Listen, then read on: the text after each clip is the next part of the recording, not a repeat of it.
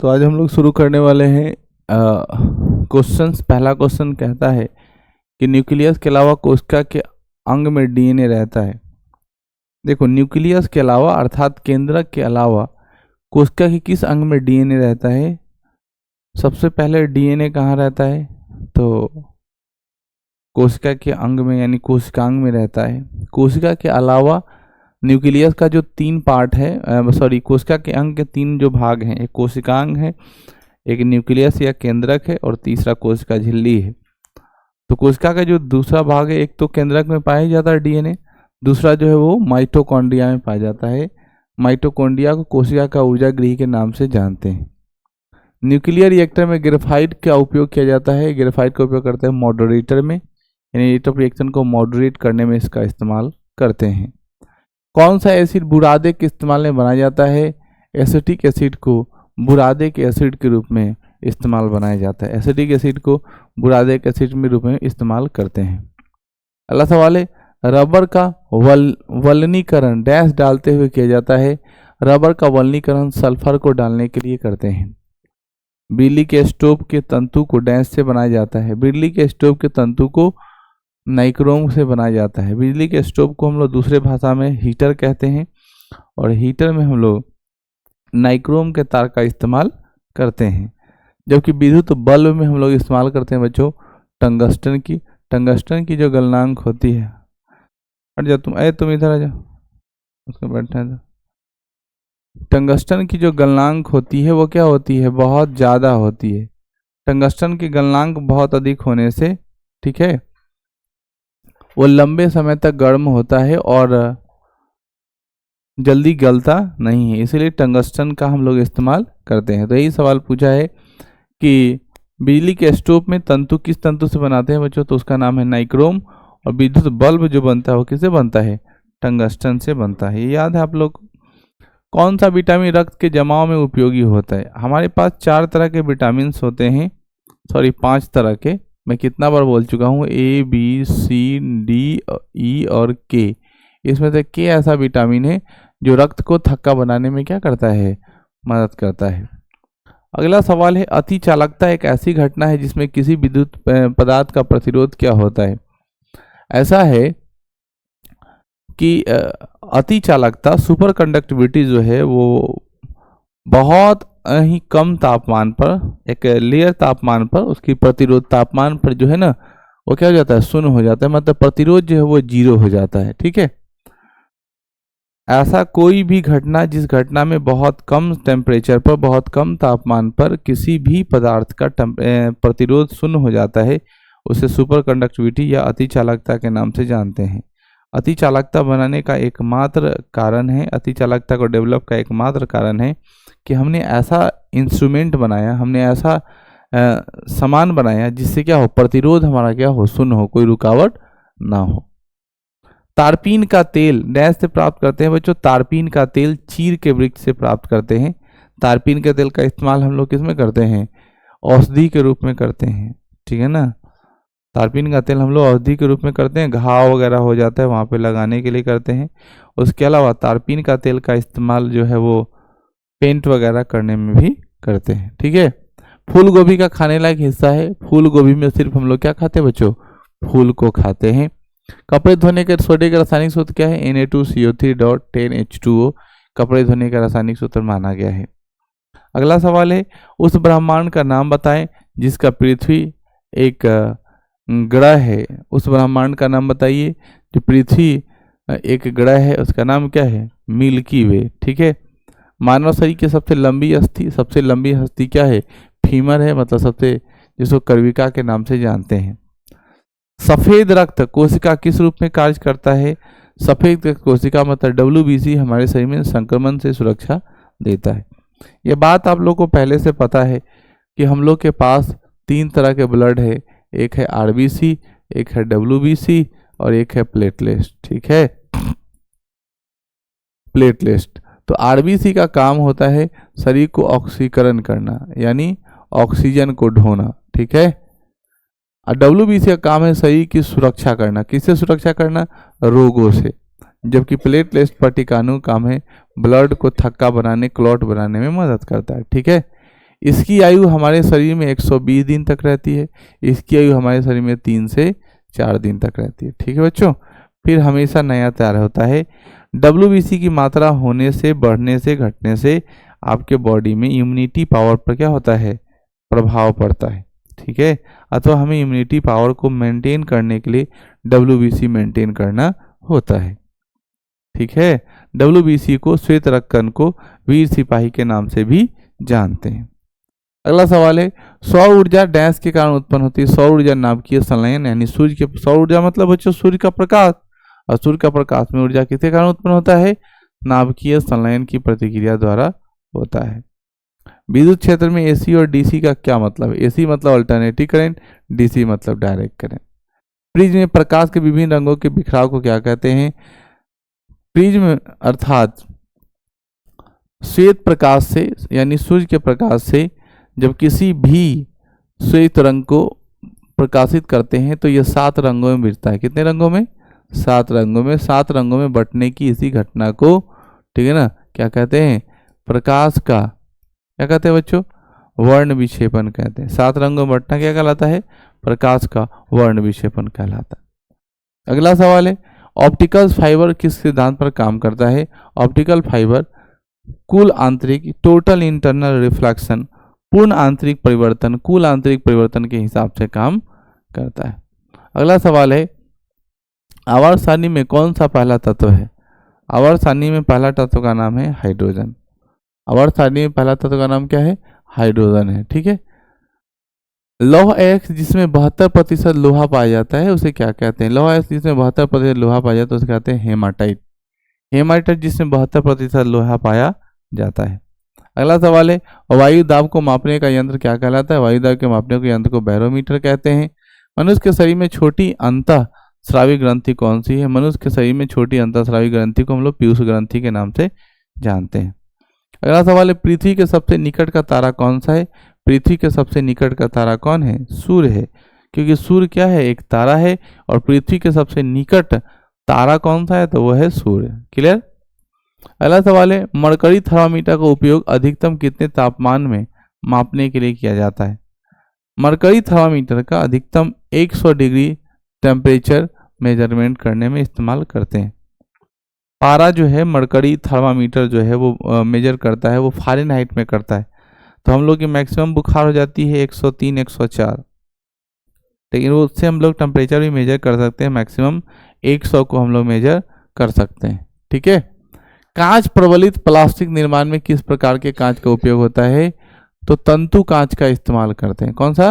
तंतु कांच का इस्तेमाल करते हैं। आगे है, वायु में ध्वनि तरंगे, अनुदैर्घ्य तरंगे, वायु में ध्वनि तरंगे कैसी है बच्चों? अनुदैर्घ्य तरंग के रूप में काम करता है। IT का विस्तारित रूप क्या है? IT का विस्तारित रूप है इंफॉर्मेशन टेक्नोलॉजी। IT का विस्तारित रूप क्या है? Information technology. अगला सवाल है, दाद एक डैश संबंधी रोग है। दाद जो है वो क्या है? कवक से संबंधित। आपको याद होगा, दाद खाज खुजली किससे बनता है? कवक से तैयार होता है। ठीक है, अगला सवाल कहता है कि कांच है, कांच क्या है? एक अतिशीतित द्रव जिसको हम लोग सुपर कूल्ड लिक्विड के नाम से जानते हैं। ये कांच मैंने आपको बताया था कि जो कांच जो होता है वो क्या होता है? सुपर कूल्ड लिक्विड है। कैसा है? सुपर कूल्ड लिक्विड है। ठीक है ना, कांच कैसा है बच्चों? Super cooled liquid. अभी सुपर कूल्ड लिक्विड क्या होता है? सुपर कूल्ड लिक्विड का मतलब होता है देखने में तो ठोस लगेगा, लेकिन जैसे जैसे समय बीतेगा वैसे वैसे वह द्रव के रूप में ऊपर से नीचे की तरफ आ जाएगा। जैसे ये आपके पास ग्लास है, इस ग्लास को तुम ध्यान से देखो, कुछ दिन बाद ये धीरे धीरे टगर टगर के ऊपर से नीचे आ जाए। नीचे वाला भाग मोटा हो जाएगा, ऊपर वाला भाग पतला हो जाएगा, जिसके कारण वो क्या हो जाता है? नीचे वाला पार्ट जाम हो जाता है। यह प्रक्रिया दिखाता है कि यह द्रव जैसा है, देखने में तो ठोस है लेकिन हो ऐसा कैसा जाता है? द्रव जैसा। इसीलिए इसको सूडो सॉलिड, झूठा ठोस के नाम से भी जानते हैं। दांतों में उपस्थित रासायनिक पदार्थ क्या है? दांत में क्या होता है बच्चों? कैल्शियम फॉस्फेट होता है। नेप्थालीन का मुख्य स्रोत क्या है? नेप्थालीन का मुख्य स्रोत होता है तारकोल। ठीक है ना। न्यूट्रॉन एक कण है, परमाणु के नाभिक अंश की खोज किसने की थी? सबको याद है। न्यूट्रॉन की खोज किसने की थी? जेम्स चैडविक ने किया था। अगला सवाल है विटामिन बी2 का रासायनिक नाम क्या है? विटामिन बी2 का रासायनिक नाम है राइबोफ्लोविन। क्या नाम है बच्चों? राइबोफ्लोविन। एक फ्रिज में शीतलक है, एक फ्रिज में जो शीतलक है उसका नाम है फ्रेऑन। एक फ्रिज में शीतलक के रूप में कौन काम करता है? फ्रेऑन काम करता है। एक हार्मोन जिसमें आयोडीन होता है, आयोडीन किसमें होता है? थायरोक्सिन में। विटामिन जो नींबू और संतरे जैसे खट्टे पदार्थ में पाए जाते हैं, नींबू में, संतरा में, आंवला में क्या पाया जाता है बच्चों? Vitamin C. और विटामिन सी का रासायनिक नाम है एस्कॉर्बिक एसिड। क्या नाम है बच्चों? Ascorbic acid.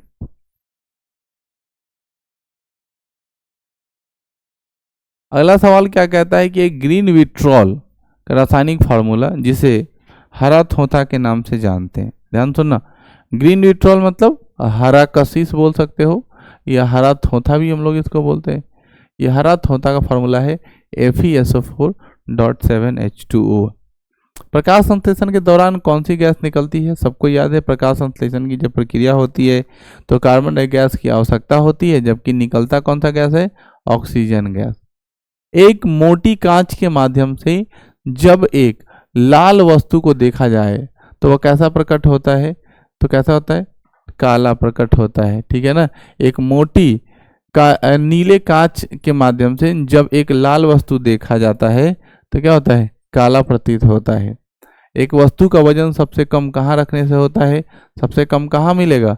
भूमध्य रेखा पर जब उसको रखेंगे तो वस्तु का वेट क्या होगा? सबसे कम होगा। एक बिजली के पंखे का कम करने के लिए किसका रूपांतरण है? बिजली के पंखे का विद्युत ऊर्जा का यांत्रिक ऊर्जा में रूपांतरण कहलाता है। अगला है फिलोलॉजी है। भाषाओं के अध्ययन को हम लोग कहते हैं फिलोलॉजी। भाषाओं के अध्ययन को क्या बोलते हैं? फिलोलॉजी कहते हैं।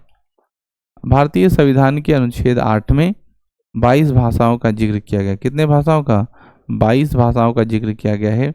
उन सभी भाषाओं का अगर अध्ययन करना चाहते हैं, और जो ही नहीं सिर्फ 22 भाषा ही तो भारत की संवैधानिक भाषाएं हैं, उसके अलावा बहुत सारे भाषाएं हैं वर्ल्ड में। ठीक है, भारत में भी बहुत सारे भाषाएं जिसको मान्यता नहीं मिला है। ठीक है ना। 8वीं अनुसूची में ऐड करने की मांग चलती है, जिसमें उसमें अपना भोजपुरी भी है ना। तो फिलोलॉजी जो है वो भाषाओं का क्या है? अध्ययन है। किस वैज्ञानिक ने रक्त समूह की खोज की थी? आपको याद है रक्त समूह 4 तरह के होते हैं, इसकी खोज किसने की थी? लैंडस्टीनर ने किया था। कौन सा हार्मोन रक्तचाप को नियंत्रित करता है? रक्तचाप को नियंत्रित करने वाला, ब्लड प्रेशर को नियंत्रित करने वाला हार्मोन का नाम है वेसोप्रेसिन हार्मोन। कौन सा हार्मोन?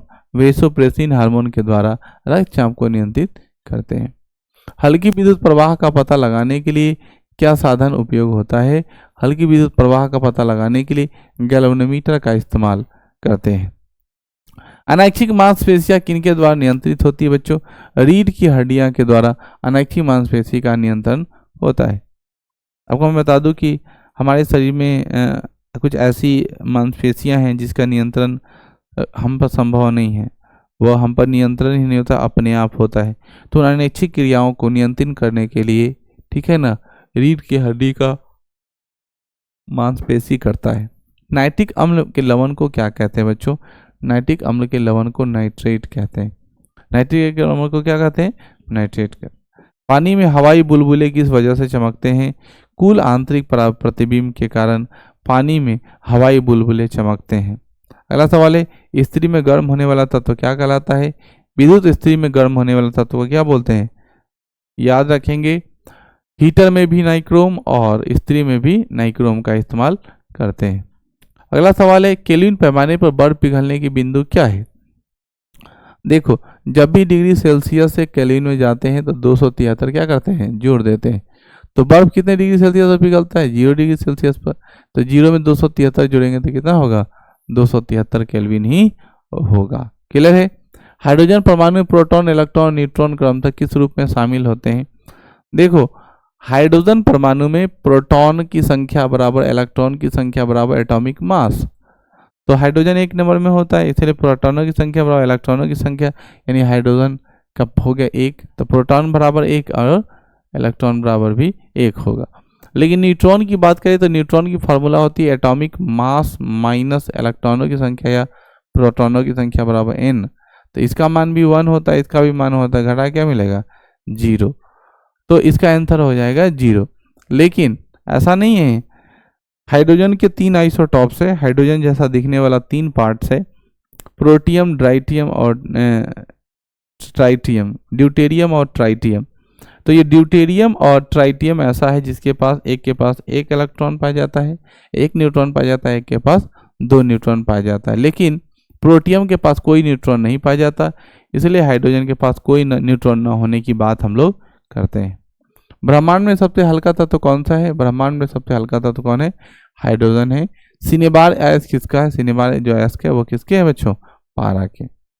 पेट्रोलियम में टेट्रा एथनाइल लीड क्यों मिलाया जाता है? पेट्रोलियम में टेट्रा एथनाइल लीड मिलाने का मुख्य कारण है एंटी नॉकिंग रेटिंग में वृद्धि करने के लिए, एंटी नॉकिंग रेटिंग में वृद्धि करने के लिए। पेड़ से निकलने के कारण रात में पेड़ के नीचे सोना उचित नहीं है।